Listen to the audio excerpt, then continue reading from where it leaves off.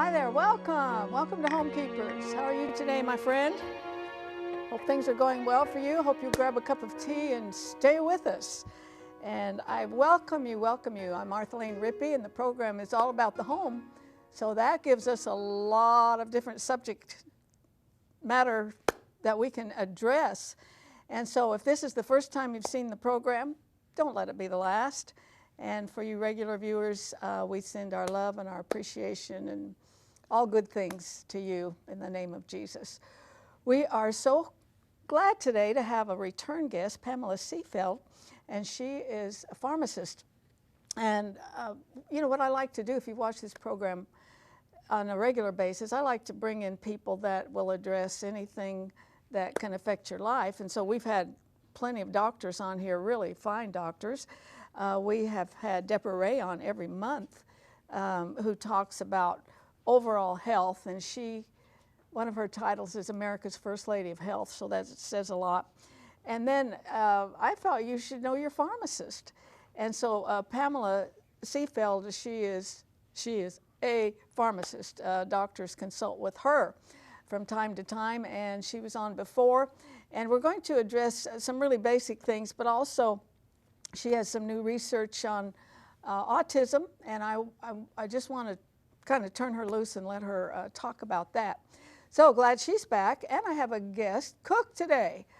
She's not brand new at all, Rosa Clifford, and you've seen the beautiful, beautiful cards that she makes from scratch, beautiful birthday cards, Christmas cards, all occasion cards, very talented gal. And she put on Facebook that she made this pumpkin bread, so I messaged her, I said, would you make it on the show? She's here today, good time of year for pumpkin bread. Before I join her, I again want to offer you this booklet by D. James Kennedy, one of my favorites, and he is in heaven today. Save a Marriage, Save a Nation.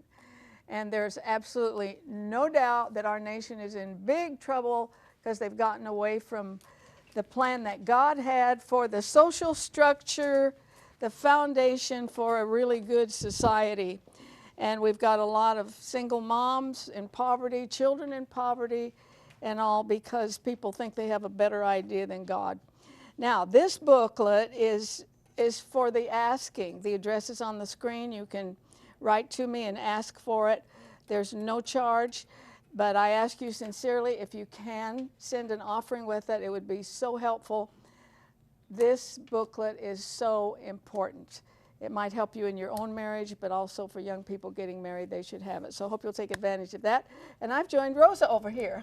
Welcome back. Oh, thank you for having me back. She's the one that makes me feel like such a giant, you know? You are a giant. Yeah. So many ways. Little person.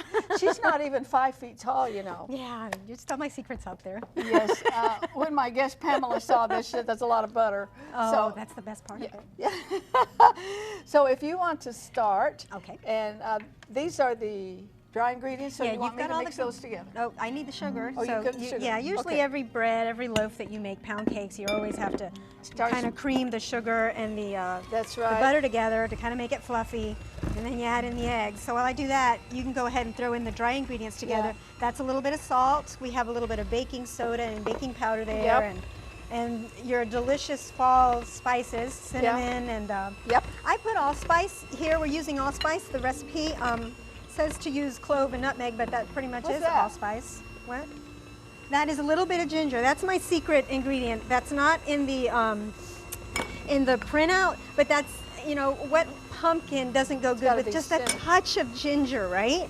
So I added some ginger in there because that's just the kind of thing you want to do in fall, is give it that delicious. Get this out of here.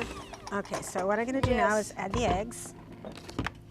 I would say that the fall recipes and so forth that become so traditional are the ones that really stand out. Say the season has changed. Yes. So and there's nothing like something homemade with butter and that cream smell cheese starts taking control of your kitchen. And this recipe makes 2 loaves? Yes, it does. So you have plenty there to have friends over for a cup of coffee or...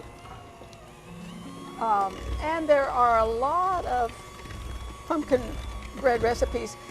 When I was a minister of music, I had the sweetest pianist, and every year she would bring in a pumpkin bread for me. Oh, how sweet. Can I start throwing that in a little bit? Let me throw in the pumpkin real quick. Okay. We'll mix in all the wet ingredients. Is that pumpkin or pumpkin pie? It's pure pumpkin. Okay. Yes, so, not pie filling, just the pure pumpkin. You find that, you know, everywhere. Okay. So once we blend that together, we can throw in the dry ingredients. We throw it in the oven, Arthelene, for an hour at 350, and you've got yourself some good pumpkin bread. We're going to make a lot of people in this building happy today. Well, good. I can tell that. Oh, and the weather's just perfect for it, so. Yes, I love we're it when in things work that Florida way. and it's in the 60s. That's right. And that is cause for rejoicing. Yes, it is. Because the truth is, we get it. We get plenty of warm, hot weather, don't we? Yeah, I think more than our share. Yep. Okay, you can throw in the dry ingredients now. Okay. Did you put all of it in? Yep, go ahead. Oh, really? Yep. That's going to be a big recipe. Oh, it's delicious. For breakfast, for an evening snack, for after dinner, I mean. But the great thing is, you can freeze it, you can even put in baggies, slice it, put in baggies and freeze it and have it handy. And we've got some here. Yes, you do. And I would probably put a whole lot of nuts in this. Yes, you can. Thank you for reminding me. There is optional for those who can do nuts. Do you want me to turn that off for a minute? For those who can do nuts, I put almonds in them, and what you want to do is put half the batter, put in the center your pecans, your walnuts, your almonds, whatever your preference is of nuts. And you said something about chocolate chips. Hey, go for it. And then the other half of the batter on top. You put chocolate chips in anything. Dark chocolate chips. That's right. Well, this has no nuts in it. I put some almonds in that one. Oh my goodness. Isn't that good? It really is so That's delicious. about the best I've ever had. Well, yeah, it is really a good recipe. Oh my. Let's get this show over. Let's do it. All right. If you would like a copy of this recipe, that information is coming up for you. And she's finished. Thank you for coming today, well, sweetie. thank you for having me. I love spending time with you, Arthelene. And that information is coming up. So we're making that available to you. And then I'm going to talk to Pamela Seefeld. You might want to grab a pencil and paper, okay? Stay with us. If you would like a copy of today's recipe, please send your request along with a gift of $5 or more to Homekeepers, P.O. Box 6922, Clearwater, Florida 33758.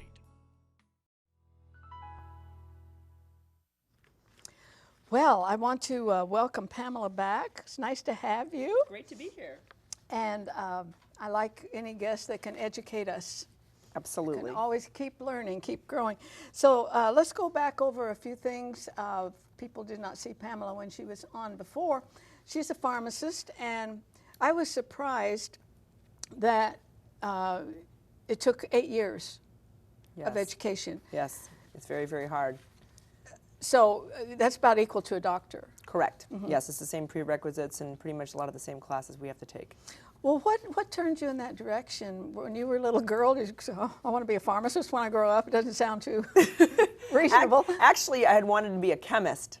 I wanted to be an organic chemist when I was in high school. Chemistry was always really a big thing. I was very good at music too, but I was very good in chemistry. And in my senior year, a lot of arguing with the father. He said that chemist wasn't a real job, so I became a pharmacist, and it worked out really well, and I love being a pharmacist. Now, drugs have taken a much bigger role in my lifetime.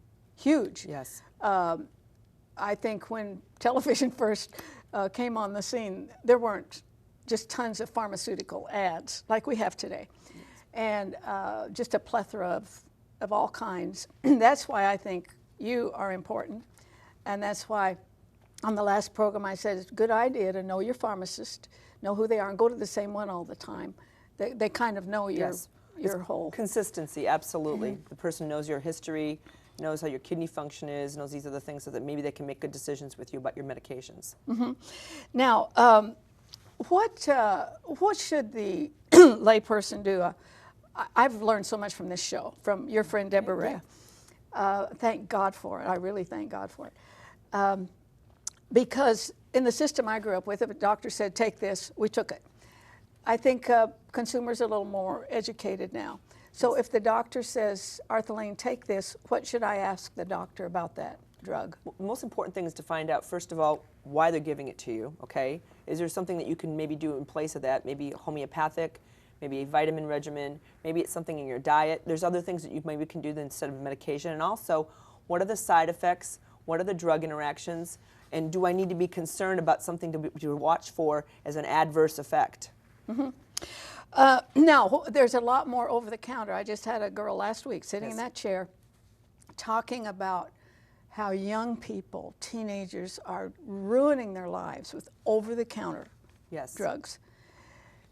What should parents tell them? I mean, there's things there that can kill you, and the kids experiment with them, and inhalers and all these kind of things. Exactly. Well, there's the drugs that these kids are probably experimenting with, or maybe trying to get high, other things, which is really bad, and they need to warn people that when you're doing that, you know, you can damage the brain, and then eventually maybe you're going to have trouble just even being able to do your daily tasks if you damage the brain itself. But also, too, Tylenol has high toxicity, and people that pop Tylenol on a daily basis for headaches or for rheumatism and pain, you can end up in liver failure, and I've seen that with several people. That's probably even some of the worst, or even Advil and naproxen, some of these things for inflammation. If you're sore, they damage the kidneys, and this happens quite frequently too. So you need to really use everything in moderation, or check with the pharmacist before you take anything.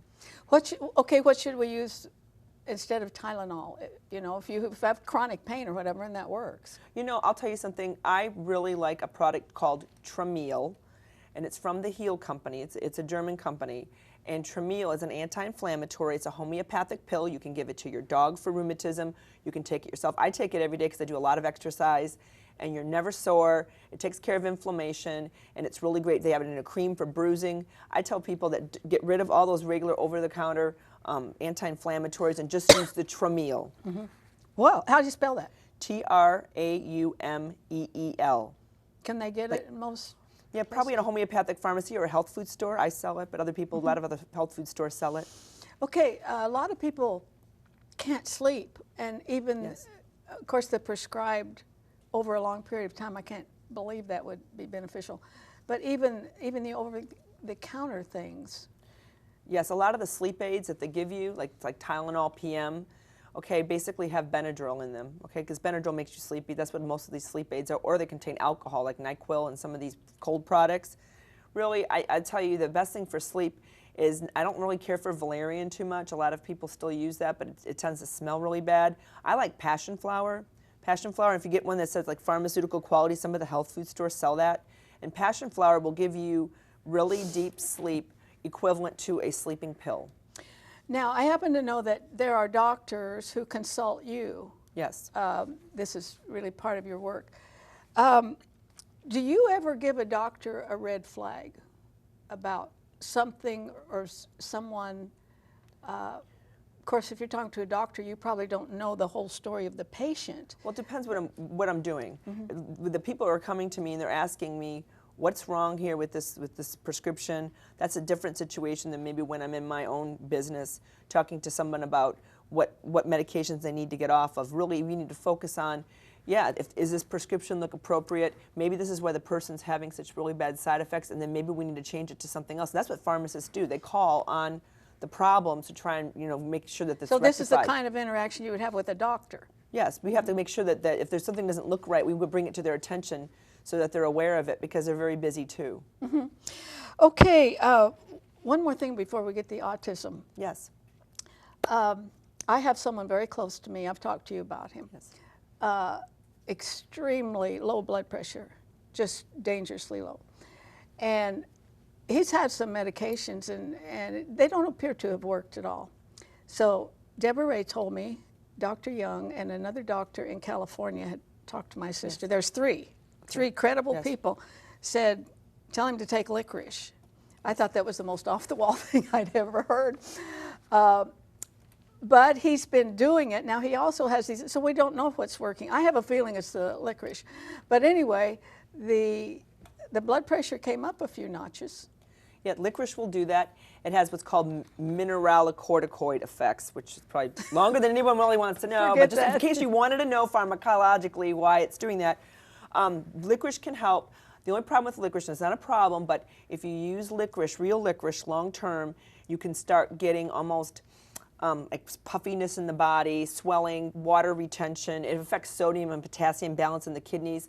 So you got to kind of be careful with that. Sometimes I'll tell people that if you use black pepper, okay, that will raise up the blood pressure too, and it's maybe not going to have the water retention side effects of the licorice. But how do you take black pepper? You'd have to take a little bit of whole milk, put it on the stove, put the black peppercorns in there and make it extract and kind of drink that. And that would extract it out. You wouldn't want to be eating it solid. You'd want to do an extract, but a fat extract. So it'd have to be something with fat, maybe whole milk. Make it in a little saucepan. Interesting. Yes. Okay, I had talked to Pamela ahead of time. There's a lot of information out there. I'm certainly not the one to sort it out, but when it comes to autism, and it's a plague, I think we can call it an epidemic right now. I think 1 in 80 something. Yes, it's risen significantly. Mostly boys. Correct. And what has your research shown? Well, this is really interesting. So when you asked me about this, I went on the National Library of Medicine because we want to try and make this scientific facts, okay? So I did a full Medline search, which is searching all the medical literature and what's been recently published. And what we know is that it appears that there's a gene sequence, okay, and maybe it's happening in the womb, okay, this is what it looks like, that there's environmental factors and there's also factors of the genes themselves, okay? So what's happening is these environmental factors, and we know that today we're exposed to a lot more pesticides and heavy metals and things in our food and preservatives and so forth. So whatever the mother's consuming, the baby's getting it as well, okay? And then we also have a load of chemicals before we even get pregnant that are just in our bodies. So it's really important before someone gets pregnant to use a homeopathy to clean out the body with chemicals, like homeopathic detox. That's just the first part. Secondly, so the genes are being deleted. So I was telling you, what happens is they're finding in these autistic children that there's a gene sequence, a particular set of genes that aren't even being coded for these kids. So obviously, the environmental factors are turning off these genes, and these genes code for certain types of chemicals in the brain that actually form the synapses in your memory and form your ability to recall and learn new tasks, and that's what's a problem, right? So it's very, very scientific that we see that if these genes aren't coding for these particular neural areas, the hippocampus and these plasticity areas, if they're not coding for it, that's why you're getting all this developmental delay. So, and we saw, and I did the research in 1971 when they introduced the MMR vaccine, measles, mumps, and rubella, and there's a lot of controversy about the vaccines. That's when the incidence really started to pick up. And so a lot of parents think that, okay, by spacing out the vaccines, maybe the incidence of the autism or this gene deletion that's taking place is less, but actually they're saying it isn't. So that's what the new research shows. So that's actually kind of concerning. Yeah, I don't know. I think I've talked to my grandchildren who are having children now. Yes. About these things, and my instinct would be, and I know the scientific information doesn't it's a lot. confirm it's okay, though. this. It's all right. No, it just seems to me that if a baby is bigger, a little older, got more weight and all, yes, that's what I would do is wait. But you're saying that doesn't really prove out scientifically. No, and what's really what it looks like, and a lot of these scientists are starting to believe this too, is that it may be because, when you give a vaccine, you're giving small amounts of a causative agent, and you're basically forming antibodies to this disease. Okay, that's what's happening. So you're getting the disease. Correct, but in a subclinical level. So what's happening is the vaccine itself is creating something in the immune system, it looks like. And actually, there was one study I looked at that there's a type of cell in the immune system called the lymphocyte that kind of goes after certain things, and it seems like its activity is affected by the vaccine. So it might be an immune response. There's definitely some gene deletion. We know we have genes in our body, and there's a code deletion. They can actually see it when they sequence these people's DNA. So really what the big word is, you need to make sure that your diet's really clean, that your environment's clean. If you're in an old house, when you're pregnant, it's very, very important that you look at what you're eating. Everything you eat is going to go into the baby. I would say pray a lot. Absolutely. Because one child in 80-something, that's way it's too high. It's extremely high incidence, and it's just, even from a healthcare standpoint, these children can't, many times, maybe some of them are high functioning, but for them to be impaired like this, they're going to be, it's very hard to streamline them into regular schools. And just for the parents too, it takes a lot of time, and it just must break their heart. Absolutely, absolutely, it's terrible. Now, Deborah Ray brought up something that was quite interesting, and that was that our kids aren't getting enough dirt. That's exactly right. She's right about that. She's right about that, yes. The dirt thing's important because we were talking about the immune system, and now we're really far removed from where we used to grow our food. Most people before used to live on farms and have animals, and now we're in this sterile environment. We have these sanitizers. People was washing their hands with hand sanitizers, and they even have those little ones that you can clip onto your purse if you have the baby, or you're constantly sanitizing your hands. That's not good. Okay, this is not good. What they're finding is that children are extremely more healthy from an immune standpoint if they're in a house with 2 dogs, not just one, 2 dogs, dragging it in dirt, dragging it in stuff. It's really, because we used to be around this and our immune systems were fine. And think about, long time ago in the United States, 100 years ago, you weren't going into doctors all the time. The kids weren't always sick. You were actually pretty healthy because you were, out milking the cows. Oh, yeah. And working and picking vegetables in the garden, and now you go to Publix. So it's just we've removed ourselves so much from it. So the best thing to do is take your kids to the park and let them get dirty. We've removed ourselves from reality, haven't we? Yes, Yeah. and maybe just the hand sanitizer too. Yeah, and we're going to run out of time, but I want to get this out. Our antibiotics sometimes a shortcut, and the reason I ask this, my son is in his 50s, so yes. So you know how long ago this was. Had the best pediatrician. He taught at the University of Oklahoma. Great. He was the best. He wouldn't give a kid, this is that long ago, he wouldn't give a kid an antibiotic unless they were almost dead. He said, he told me how to boil salt water. Notice to keep these passages open, yeah. And you keep the bowels and the kidneys moving. Yes, exactly. They're going to be fine. And so I think I've spoken with Deborah Ray about this. A fever is meant to burn something out, isn't it? And we want to kill that fever the first time it... Well, that's exactly right. I mean, obviously, a really high fever with diarrhea, vomiting, dehydration, that's bad, right? But if you're talking about you have a mild fever, the body creates the fever to try and get to the bacteria, to these cell walls of these bacteria. And actually, it's pretty cool. If you want to know what causes a fever, this is your science thing for the day. It's pyrogens in the brain. These parts of the bacteria, when they are burst open, okay, where but on Homekeepers can you learn they go into the brain, and pyrogens? That's pyrogens in the brain. That's exactly cause the fever. Cause a fever. That's where the fever comes from. Yes. And unless it's and it shows it's an infection that's being killed. Yeah, I know. That's the way the body takes care of it. A doctor my husband knew when he was quite young, his got sick. The doctor gave him tons of water, rolled him up in a blanket, said sweat it out, and said if that wouldn't do it, then you need to go to the hospital. Good idea, yeah. And with moderation, of course, if they're getting really, really sick. But let me tell you that a fever is very important. In fact, we're talking about children, but as an adult standpoint, if I'm running a fever, or if I'm feeling sick, if I'm still in pretty good health, I'll go out running. Because when you exercise, even moderately, when you're not feeling well, okay, if you have bronchitis, not only that you start mobilizing things, but your white blood cells kind of hang on to the side of the blood vessels.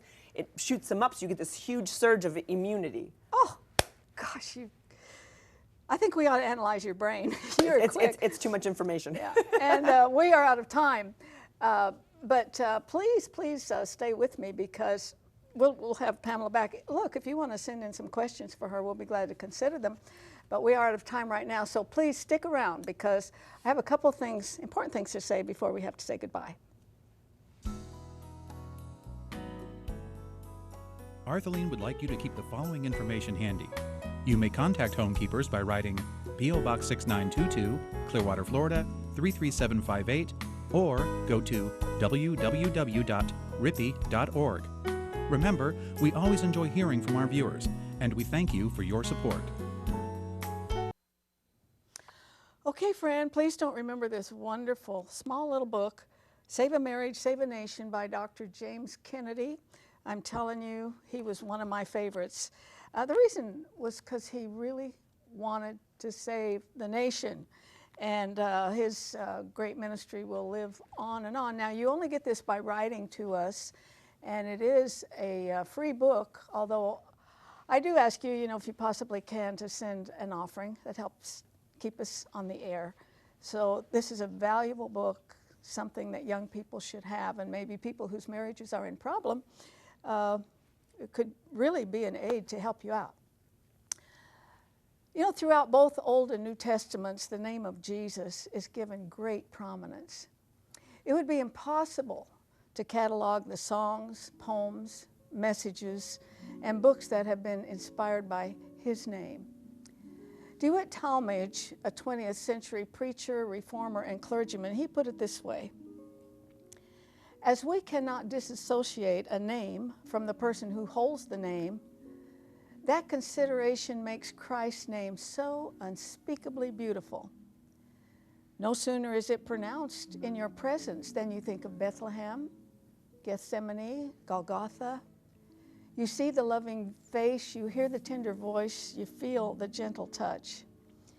You see Jesus, the one who, though banqueting with heavenly hierarchies, came down to breakfast on the fish that rough men had just hauled out of Gennesaret. Jesus, the one who, though the clouds are the dust of his feet, he walked on the road to Emmaus. Just as soon as that name is pronounced in your presence, you think how the Shining One gave back the centurion's daughter, how he helped the blind to the sunlight, how he made the cripple's crutches useless, how he looked down into the babe's laughing eyes as the little one struggled to go to him. He flung out his arms and pressed a loving kiss on his brow and said, "Of such is the kingdom of heaven." What a beautiful name, Jesus. It stands for love, for patience, for kindness, for forbearance, and for self-sacrifice. It is the sweetest of all aromas and accordant with all harmonies. Wow. My friend, you have the privilege to call on that name anytime and any place. He said he would never leave you nor forsake you. To quote lyricist Gloria Gaither, kings and kingdoms will all pass away, but there's something about that name. Think about it, and please, friend, remember, there's no higher calling than that of a homekeeper. God bless you. If you would like a video copy of today's Homekeepers program for just $19.95, call 1-800-229-0059 for credit card orders, or send a gift of at least $19.95 to Homekeepers, P.O. Box 6922, Clearwater, Florida 33758. Be sure to note the program number which appears on your screen.